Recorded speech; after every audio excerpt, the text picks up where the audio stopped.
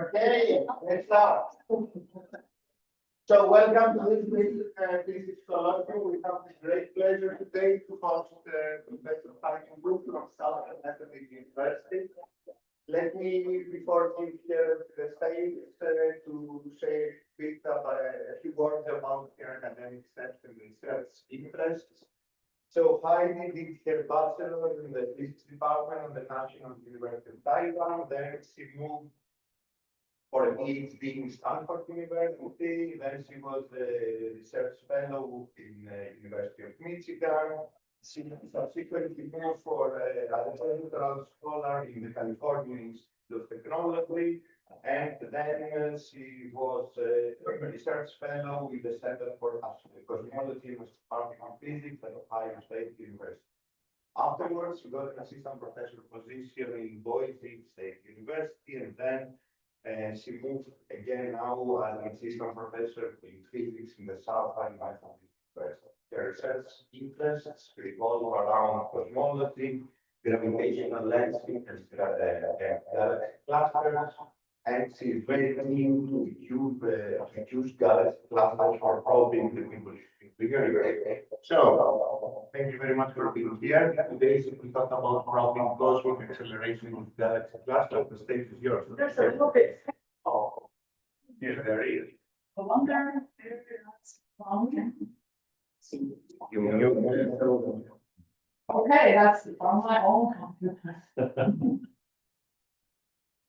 About 100 years ago, astronomers discovered that the universe is expanding. And the expansion of the universe can be explained by the Big Bang theory and general relativity. Since gravity pulled these together, for many decades, people thought that the expansion should be slowing down by the gravitational pull. But about 25 years ago, astronomers found that the expansion is actually speeding up. That is the cosmic acceleration I will be talking about. And we think it's caused by dark energy. And just running around about last year, there started to be evidence that dark energy might be evolving with time.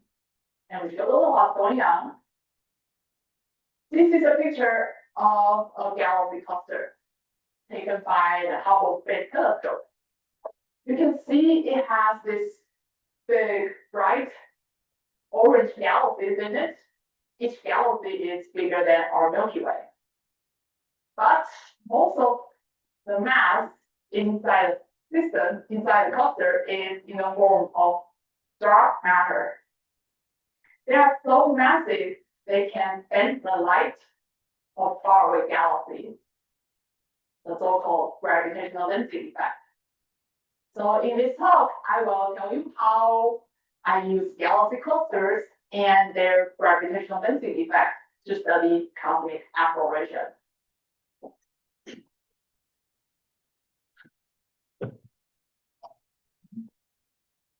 This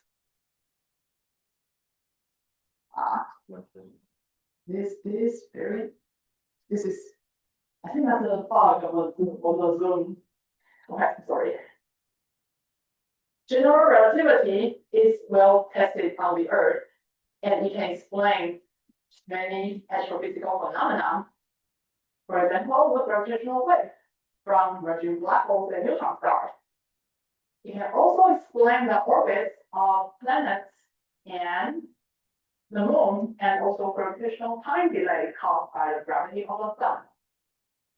What about cosmic scale?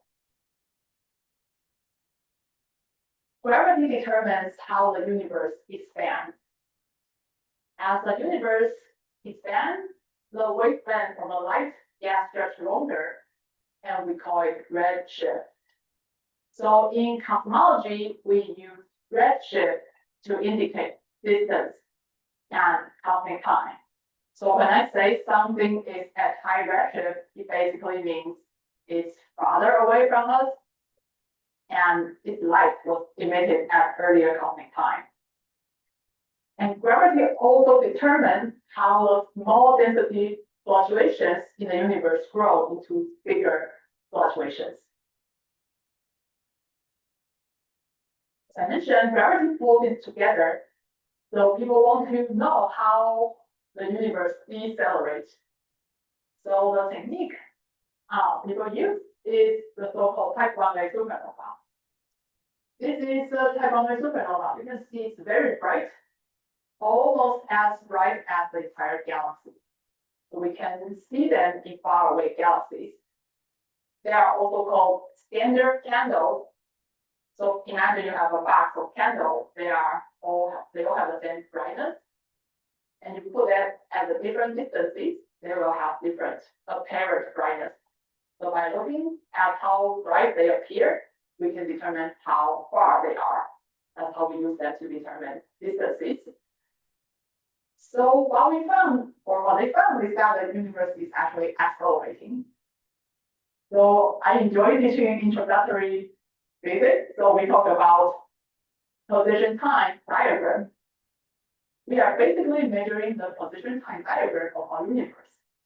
And that's what we found. An accelerating universe. So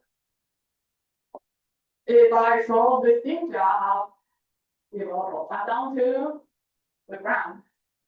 Imagine I have a very strong arm. If I can throw this ninja out of the local galaxy group. Sorry, I cannot demonstrate right now. What will happen? So this ninja will be first slowed down by the gravity of the solar system. Be slowed down by the gravity of the Milky Way, slowed down by the gravity of the local group. But after it escapes the local group, it will start following the accelerated expansion of the universe. It will follow this curve.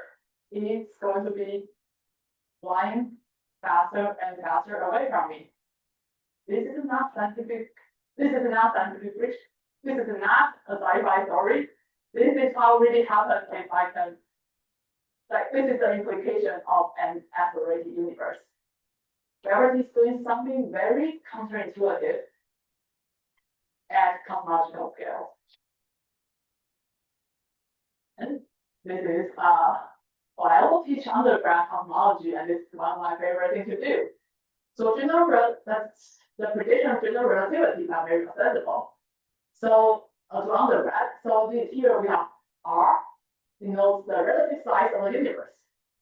And in general relativity, we can predict the second derivative. Derivative is related to the density and also the pressure. So for normal matter, non-relativistic, the pressure is negligible.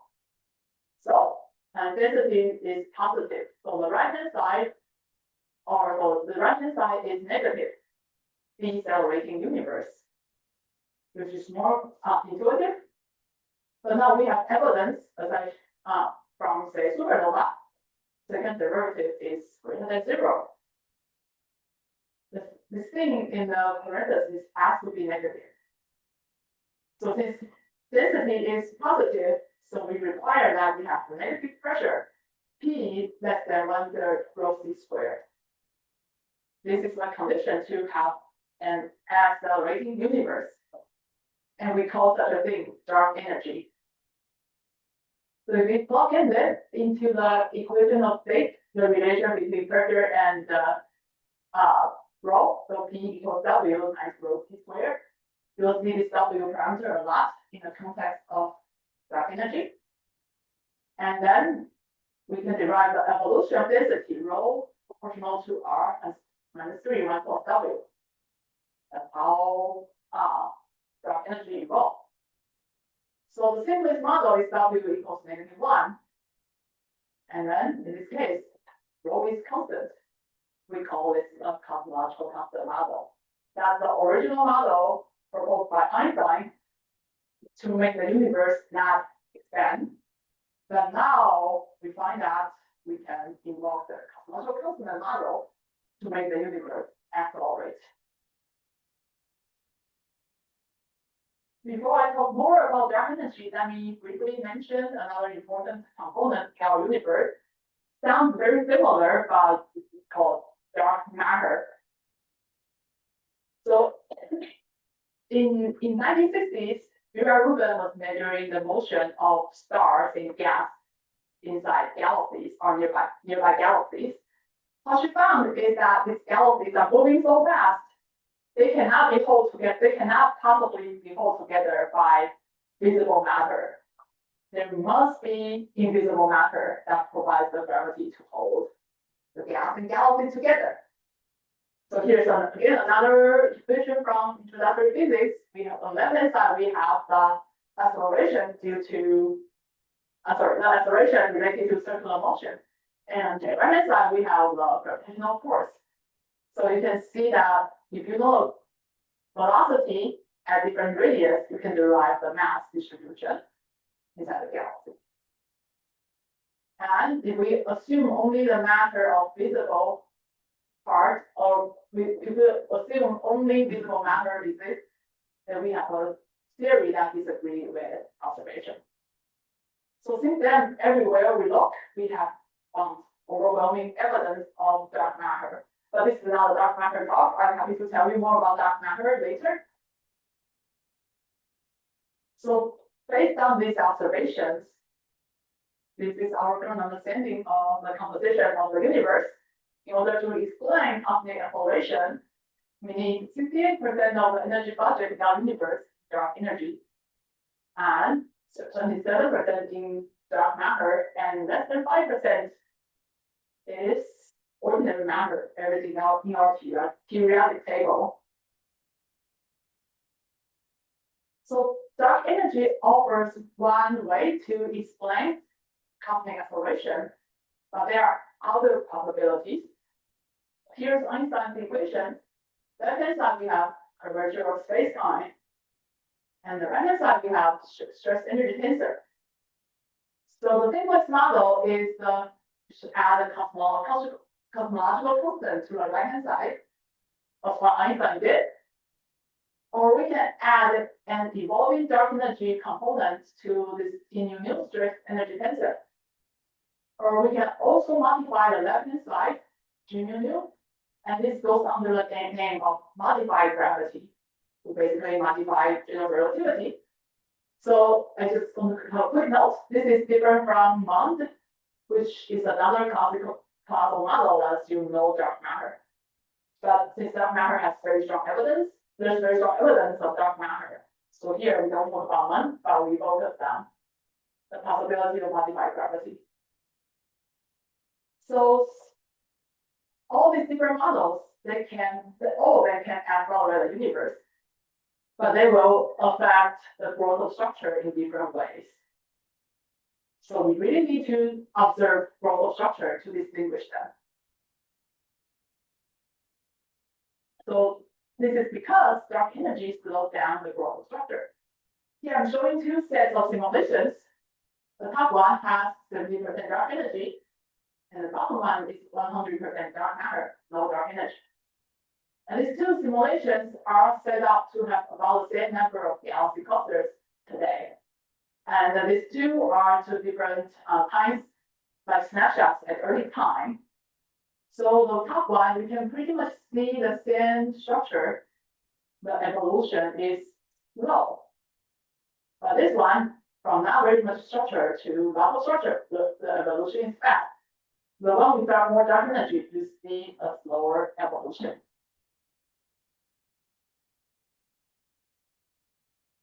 So how do we quantify density fluctuations in the universe? Because I'm talking about the growth of density fluctuation. We use this funny-looking parameter called sigma 8. So it's defined as the standard deviation of densities in spheres of 8 megaparsec per inch.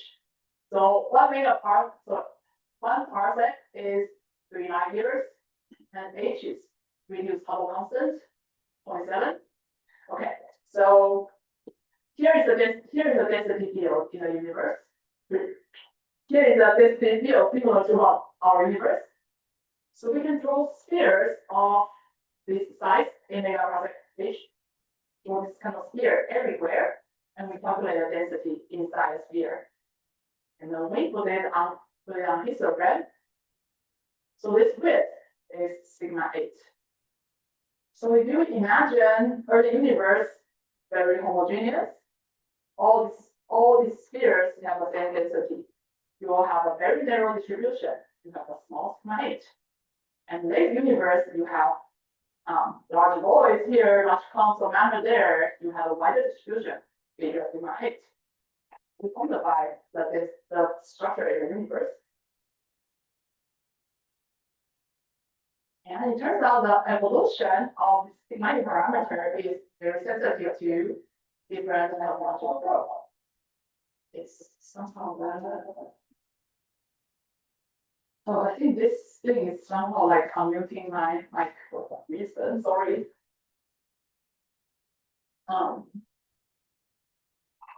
So this is the time derivative of sigma 8 versus redshift earlier to the right. And this black curve is a model of mean general relativity and cosmological constant. And the two models are models with extra degrees of freedom, no dark energy.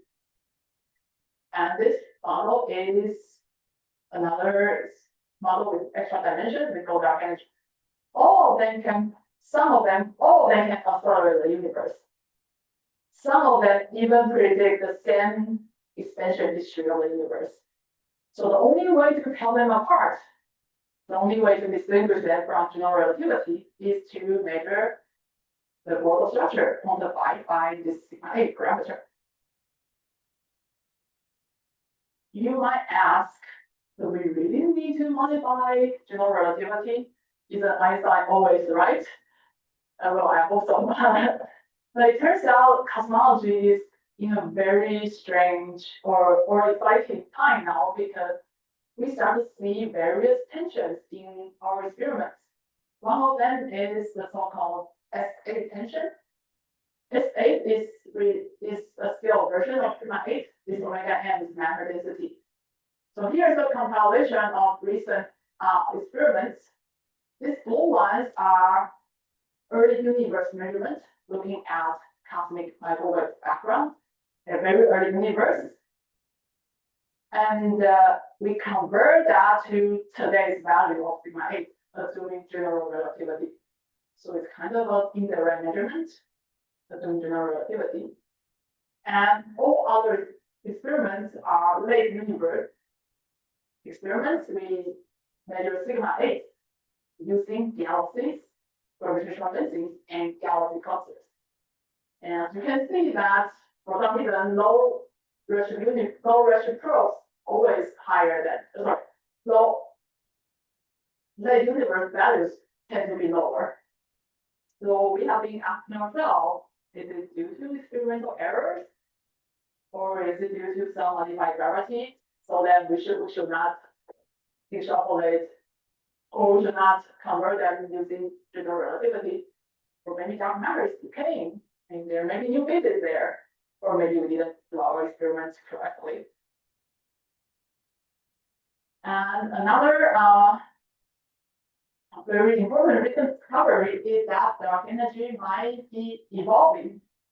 So I mentioned the W parameter as early on, the relation equation of state of dark energy. And if W is -1, then this Einstein's cosmological constant. And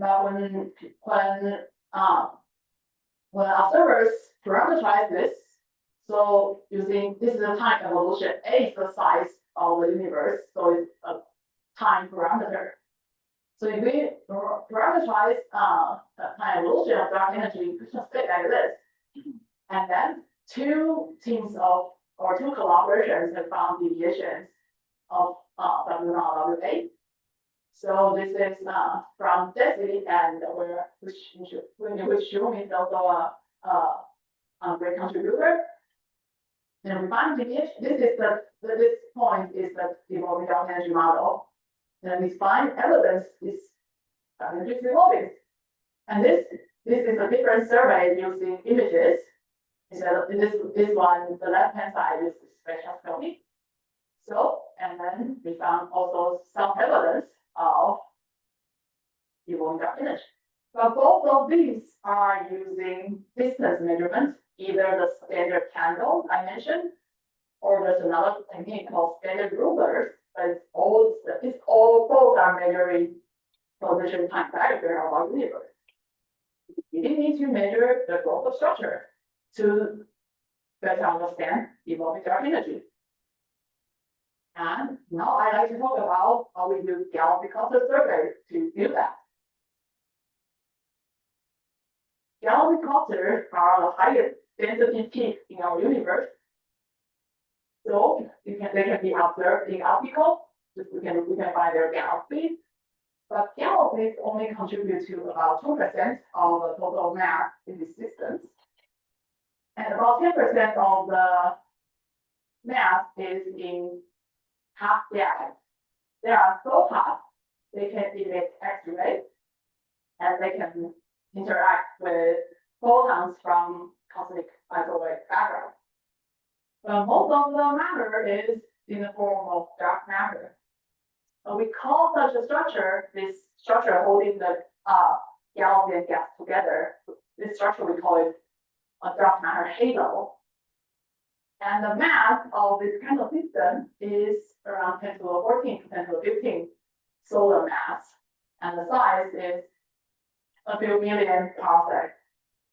And you can see the astronomy units are very inconvenient for cosmologists. How do galaxy clusters form? Here I'm going to show you a simulation of the formation of galaxy clusters. And we start from small density perturbations in the universe. And you can see these bright regions are the high density regions where galaxies form. And you can start to see that they are forming a filament structure and matter falling in to these filaments and then merge into bigger halos. You can also see that these galaxies are orbiting around each other.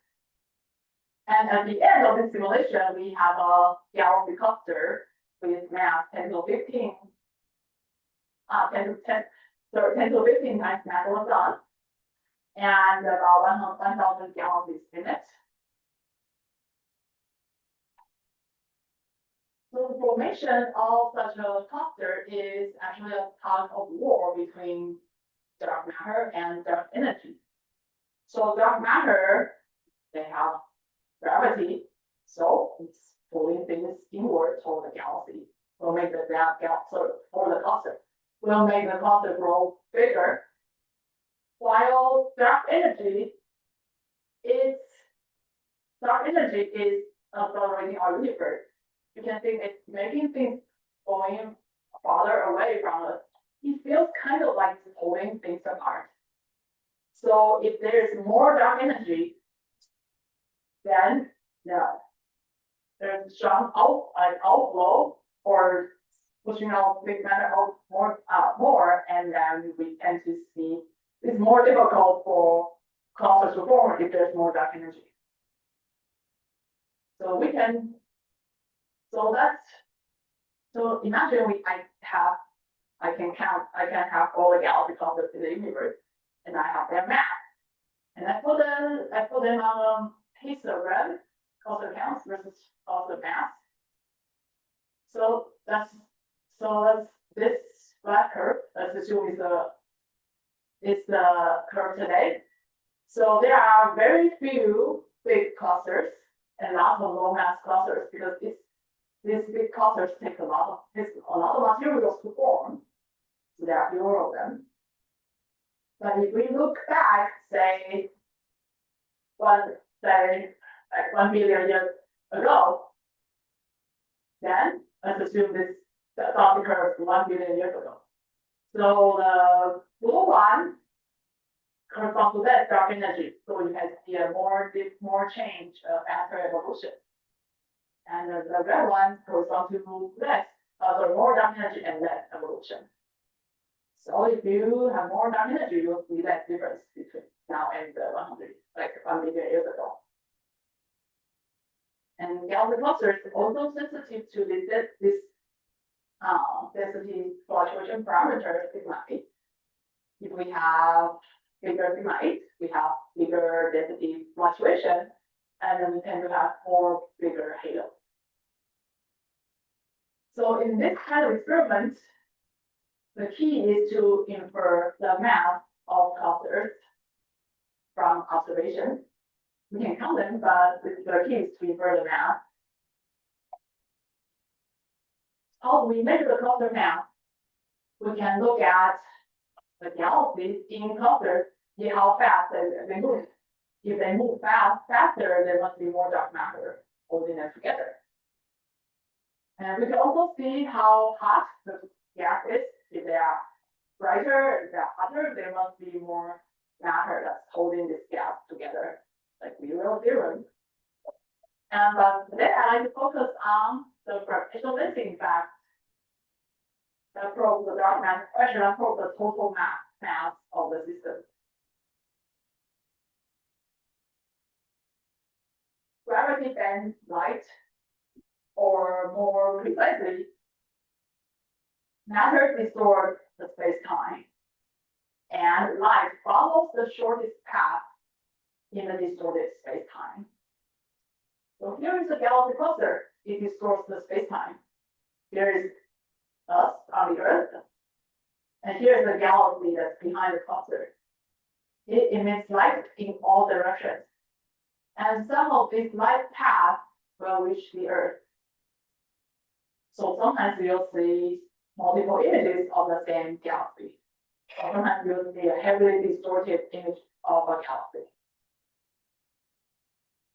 For example, this orange galaxy is the lens in the front, and there's a galaxy behind that is distorted into a ring that's a so-called Einstein ring.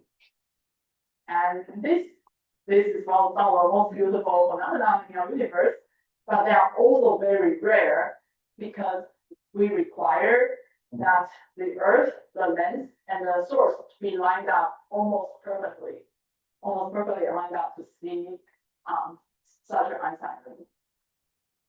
Another more common phenomenon which I will emphasize from now on is the so-called weak gravitational density effect.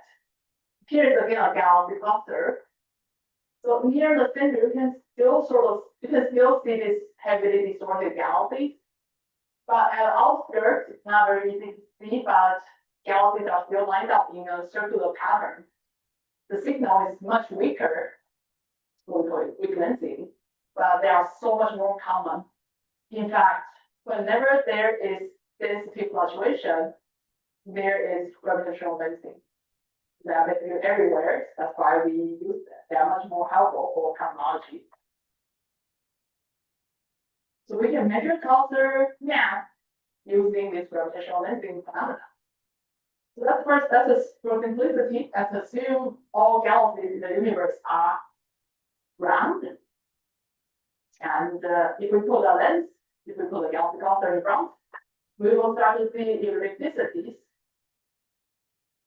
So then if we we measure their ellipticity, we call that a distortion. And we plot the distortion of shape versus different cluster. Of course, you have more distortion in the center and less outside. And a more massive cluster will have stronger distortion. That's how we infer the cluster mass. And there are several experiments that allow us to do this. One of them is dark energy survey, which I worked on a lot. We use the 4-meter Blanco telescope in Chile. And for this year, we have taken visual pictures of 1/8 of the entire sky. And after about 300 million galaxies and 200,000 clusters. This is the sky coverage of our survey. It has this rounded shape of a tank and a boat. This is because we were trying to maximize our overlapping region with our telescopes. And these two are regions from the Slow Digital Sky Survey, another telescope in Northern Hemisphere. Oh yeah, this is southern, it's really the southern telescope, so equator is like here. And yeah, this part is the area of South Pole telescope, a millimeter telescope in the South Pole. So that's why we have this funny shape. which means obviously we have lots of data to analyze. And this shaded, the color scale is the density fluctuation. And yellow is high density, so purple is lower density. I mean, these circles are locations of galaxy clusters we found. And this year, we just seen the first light of the Vera Rubin Observatory, LSST, and we will start the survey data, taking survey data soon, and we will image the. This is some bigger we see go down. This probably going to you again. Okay. Yeah, and we will observe 220 million galaxies. And in 2 years, NASA will launch the Nancy Grace Roman Space Telescope. And it's a 2.4 meter telescope in L2. So this is very exciting because we have all seen the beautiful image taken by the Hubble Space Telescope. But Roman, one picture taken by Roman will be like 100 pictures taken by Hubble Space Telescope because it's wide field. So imagine we have 100 Hubble Space Telescopes in the sky at the same time, going to do amazing science.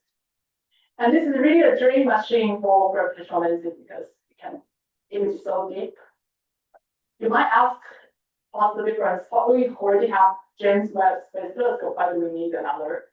So the purpose is different. This is wide field, so we observe a wide range of sky, while James Webb will go deeper, farther away. So you can imagine that if we find something very interesting with Roman, then we can use James Webb to go deeper and look at other features. And with this beautiful data set, how are we going to realize the constraining power of clusters? First, we find galaxy clusters. So I've been saying that they look like orange bright galaxies in the sky. So the technical name is a red sequence galaxy. So in astronomy, when we talk about color, we mean the difference between bands. For example, we observe a galaxy in red band and in blue band. If this galaxy is brighter in red band, then we call it red. If it's brighter in blue band, we call it blue. So that's what this red and blue is. And then we look at the color luminosity, and then it's popular in galaxy falls on this type relation. So basically, we look for galaxies that falls on this relation, but also crowded in a small region in the sky, or we find galaxy clusters. And once we find galaxy clusters, we can also use red sequence to measure their distance. So LMT telescope have 5 bands. So using the adjacent band, you can form 4 colors.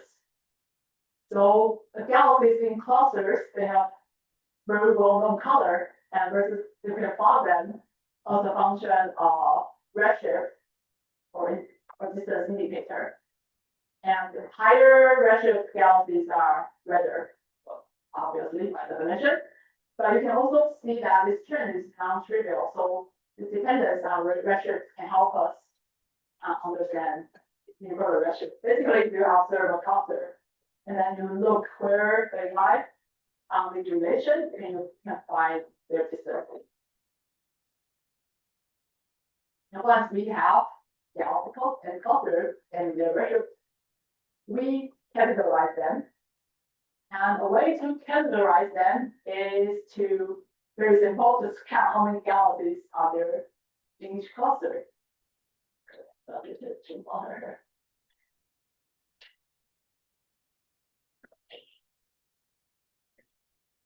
So, for example, this one is a galaxy cluster with not very many galaxies, so we call it the low richness. And this galaxy cluster has lots of galaxies, we call it high richness. It usually means it has higher mass than the more dark matter there. But it's not always true because some of these galaxies might actually be in front or in the back of the cluster, not physically associated. They just appear in the same region in the sky, which I'll come back later. So once we find galaxies, oh, by the way, these are the pictures taken by the Dark Energy Survey camera. So they are not as sharp, as nice as Hubble Space Telescope. So actually for individual clusters, we cannot detect, we have very weak signal. So we need to combine them to form, to improve our signal to noise to measure gravitational density. So here we combine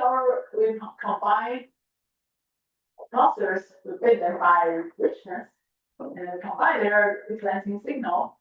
For example, this one, and then we fit it to we fit a model to this data, and we run function Monte Carlo, also taking into account various dynamics, and that's how we can infer cluster mass.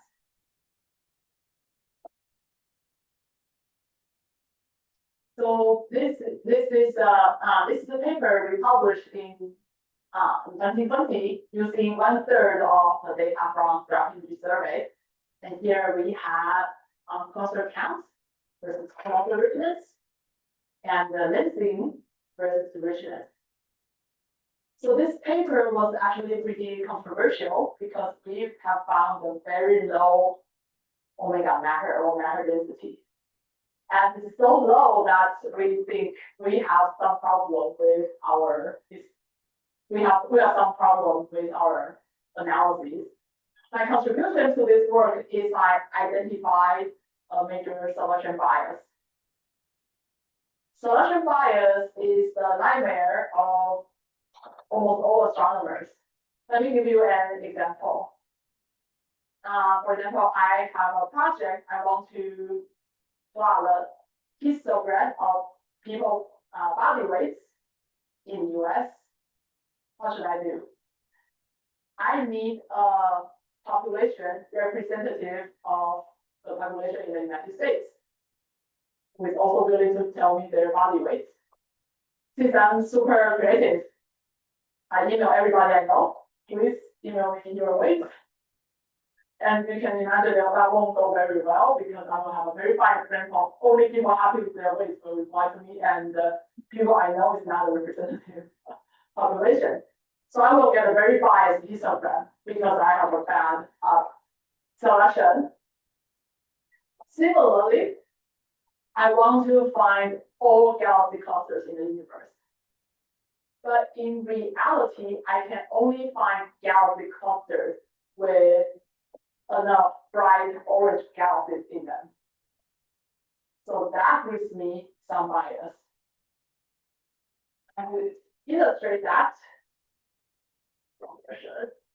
here, yes.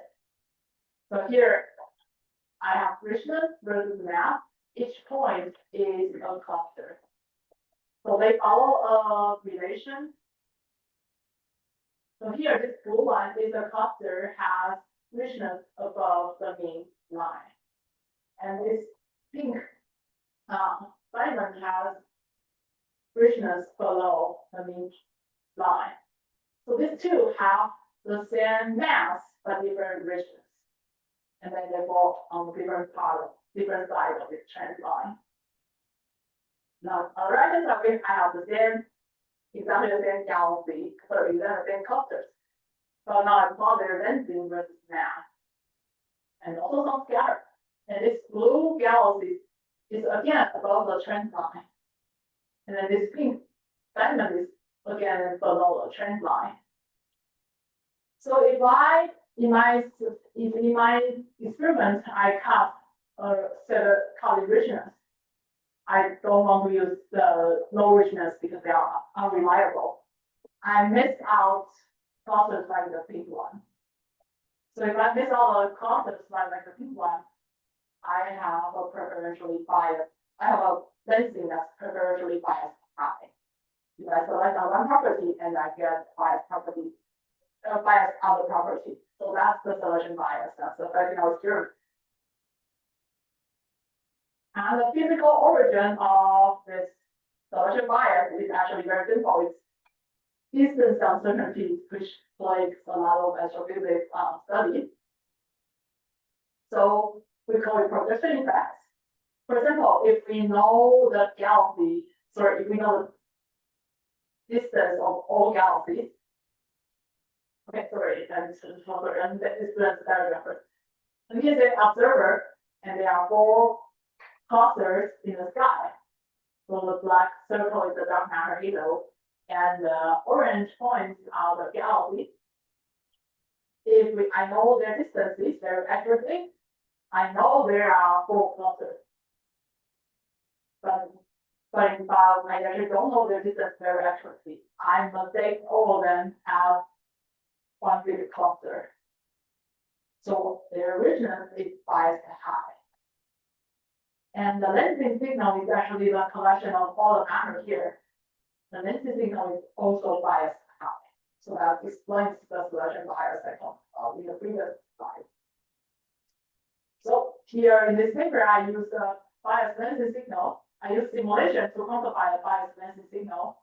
And these different curves correspond to different distance uncertainties. I can actually use simulation to quantify the impact of distance uncertainty to our data. And in this paper we published early this year, we correct for projection effect. And we got much more reasonable matter density. Well, I have to emphasize, we did this analysis blindly. We did not try to match our experiments when we do the analysis. We didn't look at what the value we get until we said, okay, we are blind, then nothing changes now. That's when we compared it. So this is not, we're not trying to compare our experiments. So here is our blue curves, our latest results. And then the green curve is from galaxies and the permanency effect. And we have achieved consistent results, and then we can combine those data, and then we form tighter constraints. And actually, in this analysis, we do not see tension in S8. Our result is actually consistent with the cosmic microwave background S8 value. So in this analysis, we focus on large scale lensing. So our next step, and I realize I only have like 3 minutes. Okay, and the next step is to push down to small scales. How are we going to do that? So I'm currently working on using simulations to replace analytic models so we can get more accurate results at small scale. So we run embodied simulations, basically simulate many different universes with different parameters. And we interpolate this from the space using machine learning method. And this approach, we call it emulator in cosmology. And for example, here is a galaxy cluster. And then this observer looking through this cluster, looking down this cluster through lots of matter. And this observer is looking through the cluster with different voids. And then these observers will see different richness and density signals. And we can model very many observational conditions, and then compare with our observation. And using this simulation-based model, we reanalyze the dark energy, the 1/3 of the data I mentioned, the one that's biased, and we have found consistent results with the Planck cosmology again, and then there we cannot find S8 tension. So I've been running a little all the time, but okay. Now I think that's like 3 minutes faster than much. So currently, I'm also working on analyzing galaxies and galaxy clusters simultaneously. So we start from a dark matter simulation, and then we use some galaxy level convention model, which Shun is also working on. And then we simulate how galaxies live inside these tables, and then we create a simulation simulated catalog of galaxies. And then we perform cluster finding, basically looking at pi distributions with those galaxies with distance uncertainties built in. So we can also observe, we can simulate and observe galaxy clusters. So now we can simulate lensing galaxies and the clusters cell consistency. And that can really help us simplify our analysis and extracting more cosmological information from our data. And we have found that we only have and then we use cross correlations between clusters and galaxies and lensing to study to extract cosmological information. What we found is that if we only have clusters and lensing, we have degenerate cluster bias as sigma 8. And if we have galaxies only, and then we have degeneracy between galaxy bias as sigma 8. And then when we bring in the cross correlation between clusters and galaxies, and then we can actually break the degeneracy, and that making galaxy cluster much more powerful probe. And I'm also using spectroscopic. So for small number of galaxies in our sample, we do have accurate distances thanks to SDSS and then DESI and like the collaboration that Shun has been involved in. So in this for this subsample of galaxies that we know accurate distances, we can actually ask how many clusters are actually projecting members that they are not physically associated. So this is a paper by my undergraduate student at OEC. So here we actually make simulations and then we compare with data. So here we have a probability distribution of galaxies as a function of line side distance. So we find like galaxies inside clusters form this central peak, and galaxies outside clusters form this outskirt. And we compare this with observations and to help us better understand how we can model them in our simulation. And let me skip this. Oh, just a quick data by cross-correlating galaxies clusters with spectroscopic sample, we can actually help us understand the distribution of the galaxies in clusters and better constrain the collision effect. And so far, I've been mostly talking about optical observations. I'm also working on galaxies that are observed in millimeter wave. And in this paper, we find a way that we can fit our sample in both regions and also millimeter signals. And then that can actually help us calibrate the lensing bias. And we are working on combining the data from DES and this optical telescope. And to summarize, at the very beginning, I talked about the observational evidence of dark energy and our current understanding of the universe and the possibility of evolving dark energy. And I talked about how galaxy clusters can probe dark energy and how the potential lensing signal can help us extract the mass of clusters. And my research is centered on optically observation of clusters and their gravitational lensing signal. On the observational side, I use monolithic observation, I use spectroscopic data, and also cross-correlating clusters with our cosmological probes. And on the modeling side, I use simulation-based modeling to help us better understand crystal structure and extract information for cosmic observation. Thank you.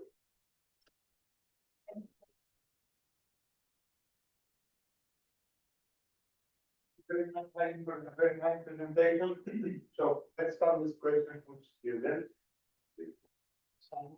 When you're looking for a galaxy cluster, where's like your lower cutoff for how you define? Yeah. That's a very, very good question.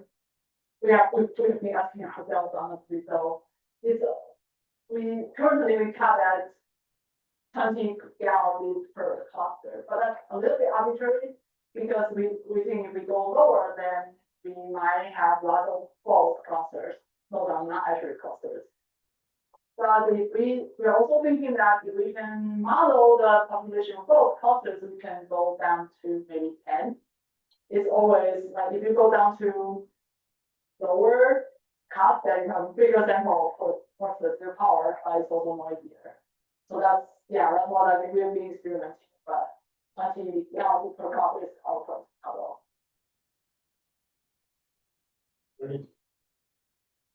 So, my question is whether or not galaxy morphology affects any of your analysis here, and if it does, could you talk a bit about how it does? Yeah. So remember, I don't remember I talk about, like we select galaxies that are basically on a red sequence. So those are basically boring elliptical galaxies. But there are also people talking about like whether we should include like galaxies that not boring elliptical galaxies. Maybe we can get more galaxies per cluster. Yeah, so it's in the sense that maybe we can use morphology to help us improve our selection. Or on the flip side is that maybe we can even use galaxy morphology to tell us, because if the galaxy is more very disturbed, maybe distance is harder to estimate, maybe we can exclude them to reduce noise. Or can we actually use morphology to help us in terms of distance measurement? Yeah, that would be, that's a very interesting area for further exploration. Okay, next question, please. So you saw the signal for the dancing signal for the clusters. Yes. I could not understand your signal was going like this and. Oh, okay. I skipped that. The signal should actually look like No. this. Yeah, I know. You mean this one, right? And then another one. This is, Yes. okay, I cheated. This is signal times radius. Sorry, because sorry, I should have. Yeah, so then because if we plot signal, it spans like 3 orders of magnitude very hard to see. So we always treat it with plot radius times signal to make it like within 1 order of magnitude easier to see. Yeah, should have checked this. Okay, so you said that the interacting dark matter or like decaying dark matter could be the alternate to the dark or like somehow compensate for the darkness. Can you say more? Oh yeah, that's the SA tension. So some people were saying that there's SA is higher in. Okay, let's assume all our experiments are correct. Then CND favors higher S8 and the lower probe favors low Z8. Maybe some matter decay in between. That can be an explanation of like SA tension. Yeah, and also you probably have heard that different probes is actually measuring different omega matter, which is also a very confusing thing. Right, no one to answer the question. Okay. Thank you, please. I was wondering, you showed in the beginning about again, the number count, so cluster if I'm not wrong. Yeah. And Yeah. And like the mass function and something. Yeah, it's not what it is. So in the cloud technology, will you be like do it as different, like how much your redshift is going to be different to be able to basically understand at each redshift how much dark energy is going to be affected the number counts of Yeah, so we measure clusters in redshift bins. In redshift bins, and then for in each redshift bin, and Wait, we measure, yeah. From which section, from which section? Oh, yeah. Plus. Yeah, so, yeah, overall redshift one. And yeah, and dark energy started to take over around redshift 0.7, so we focus on redshift clusters and redshift below one. And they are also more better understood, because there are clusters above redshift one, but they are less well understood and they are harder to find. Mostly because the red sequence is now in infrared, so that's harder to. The thing for next one. Like, Yeah. different redshifts. Yeah, so we basically look at the different like measure response function and different redshifts all the way to redshift one. So where we think we trust our cluster selection and cluster finding. Yeah, and of course the lensing galaxies are much farther than can be right. Larger 1.5 and 2. So yeah, there will be lenses signal.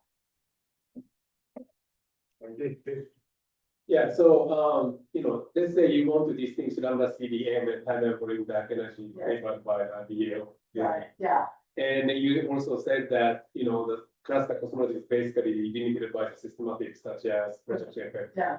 So what is the requirement for the accuracy to control the, systematic effects such as projection effect, if we want to distinguish lambda CDM and time and volume dark energy? Yeah, very good question. So, yeah, sure. I think that's kind of the research we are working on. How can we actually do that? The good thing about cluster is that it's actually 3 probes combined. So it's cosmological volume. So which is the cosmological volume conforming distance and the mass function, and also the lensing kernel, which has this angular diameter distance function. So this has these 3 and these 3 probes combined, and only the mass function part that's affected by the projection effect. So so we should really quantify, like I'm actually working on with the student how we quantify like where the constraining power is from these 3 different sources, and and how and then set the requirement for the projection effect how we need. But for the recent dark energy year 3 and the coming year 6, we are comparable to the 3 times 2 point, the galaxies consider lensing. So we are pretty optimistic that we will be able to start to constrain dark energy as well. Evolving dark energy as well. Yeah, currently we don't have evolved dark energy constraints from clusters, but we are working on that.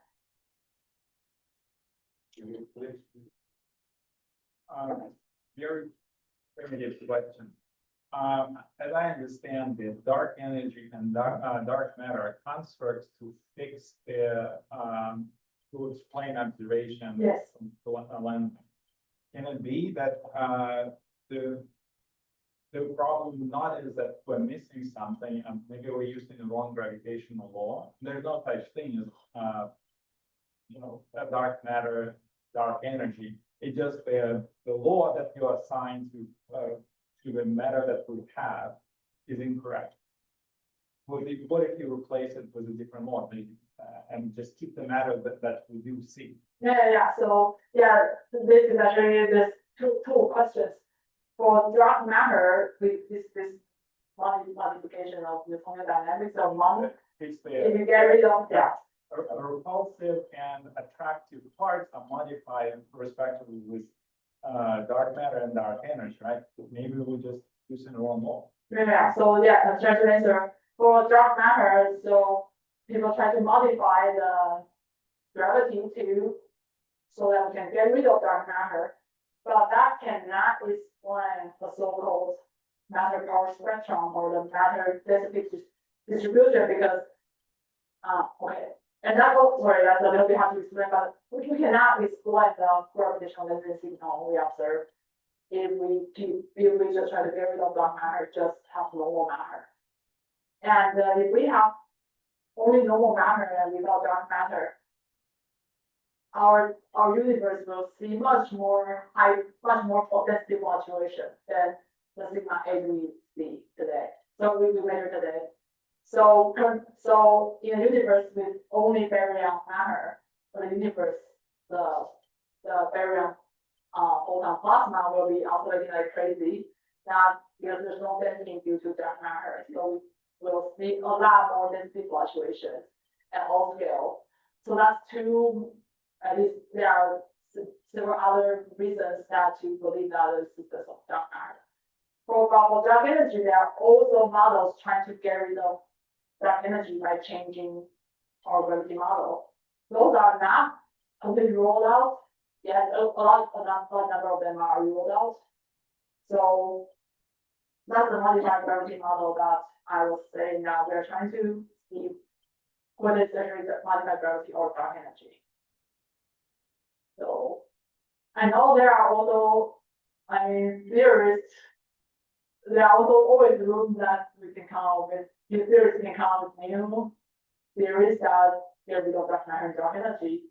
But for me, I already understanding that the dark matter can never explain out the density fluctuation. But for dark energy, there's still room for like the wiggle room for models beyond general relativity. Okay, is there any last question maybe?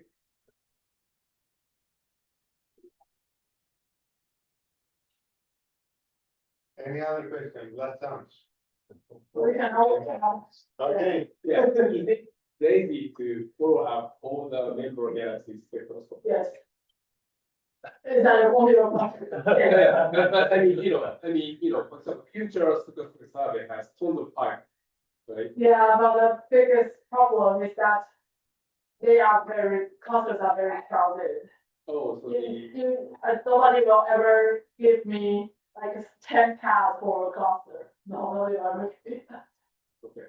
And then currently, sorry, I can. But just in terms of the numbers, you have like few tens of thousands of clusters Right. times 100 members. Yeah, so. Number of objects are not that much, right? Compared to the. Yeah, so for the SDSS I was mentioning, this one we have. This is the best we will ever get actually for clusters because we actually plot fibers into galaxies. This is about 30% of our galaxies have fibers. Member. That's already SDSS the best we possibly can get. Thinking about the size of fiber. Well, if you can, if you are willing to give me like 10 passes for clusters, yeah, But size of fiber, yeah. Over probably tens of years, what we will do. Just keep asking observers to use like some of the Actually, physical fibers to observe. Personally, I don't think that's the most effective way. That's this one I skipped. I want to use galaxies not inside clusters, their spectra, to help me understand the racial distribution of galaxies. Like the galaxy we think are inside clusters, and then following the idea from cluster regression. So here we don't actually need to target galaxies in clusters. We just use whatever galaxy sample that whatever special sky sample that overlap with our clusters. And then we do it statistically, and then we do cross correlation. We found we can actually recover the case with spectroscopic observation. So it will be noisier, but it's using existing data. Mm-hmm. And another thing I'm hoping to do is, Roman, you know this better than with spectroscopy, but in cluster regions it's very hard because they are all stacked on top of each other. So, but if we can use the, say, emission galaxies from Roman, then we can use this technique to derive the projection of galaxies. So, I personally think asking observers to follow up all spectroscopic, follow up all members is not very economical. So then I won't personally propose to observe. I think this statistical approach is actually more effective and more powerful and using existing data. Okay, so let's thank our speaker again.